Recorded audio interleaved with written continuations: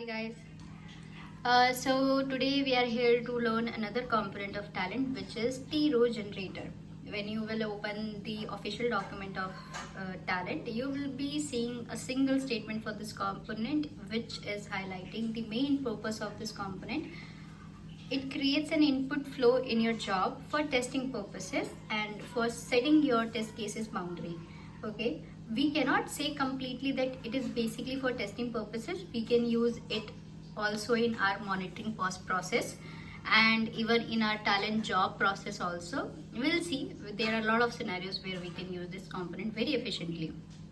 Now looking out for why it is telling that it is basically like for testing purposes. Okay, so this component you can search it as T-row generator. You will be getting T-row generator. Okay, it comes under the miscellaneous feature of talent. And how to know that? When you will clicking T-row generator, here you can see that miscellaneous, right? It is miscellaneous, and it giving a description also, which is generate as many rows and fields as needed, feeds each field with a value taken randomly from provided list.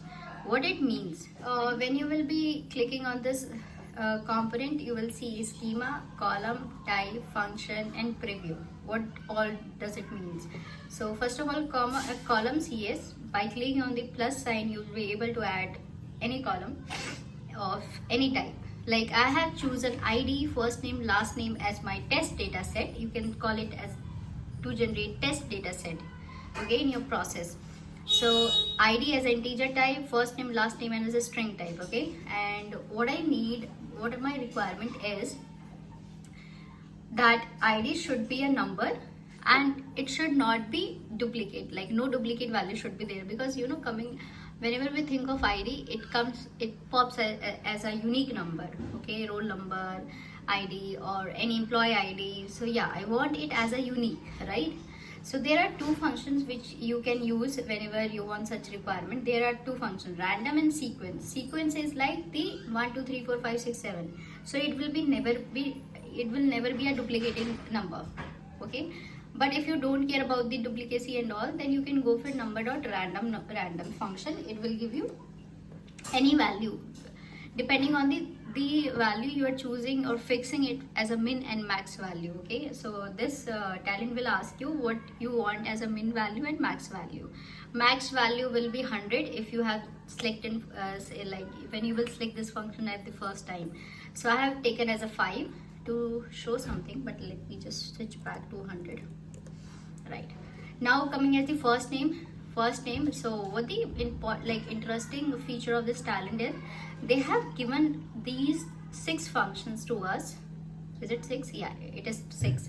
Get first name, last name, city, US state. So these using these functions, right, you can have person detail like which city, which state, and first name, last name, which is like more than enough required for our testing purposes.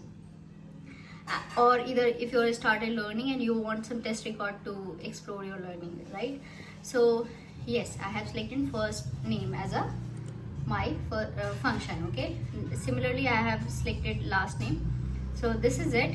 And coming to here, preview will ask you like, do you want to preview your data before selecting this component or running this job? So yeah, you can just have a look how it will show you the end result. And here this number is like how many records you want to see as a preview: 100, 10, 5, 2, 3, what kind of like how many rows. And this is number of rows for row generator. So this number they are asking you to have in your job, like how many rows you want in your process, you want in your talent job to generate as a data. And this is for your preview, which is before clicking on OK. Okay, and this is after clicking on OK. So main difference is this. I hope this is clear. Now interesting thing is that if you don't want to select any function but you want to have a column, suppose mobile number, okay, and I don't want to have anything in this column, but I want this column because it is part of my process. There's a, when you will click here, drop down, you will have this 3 dot. You just select it. That means you don't want any function to implement in this column. That's it. okay. And even if you want to have any value for this function as a static fixed value, so you can set your value in your this column by coming here, okay.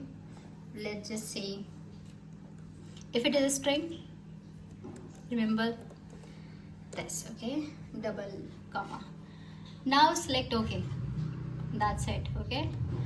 And you already know that T-log row purpose is to print your result on console. So we do have now 4 columns, which is ID, first name, last name, and mobile, okay. Mobile is having same value which we provided in the parameter set, and this is last name, first name, and ID are right now unique when there are large number of rows and the min value and max value is also, suppose I want 5 row, right, and I'm setting my max number as 5. So there is a very high risk of, like, with a high chance that you will get duplicate ID number. See, 222. So starting 3 records are with ID 2 and they have a different first name and last name, that's why it is very important to set your min value and max value whenever you are choosing random numeric function. I hope this is clear to me, to all, and if there is any doubt, let me know. I will try to clear it out. Thank you for watching. Bye bye.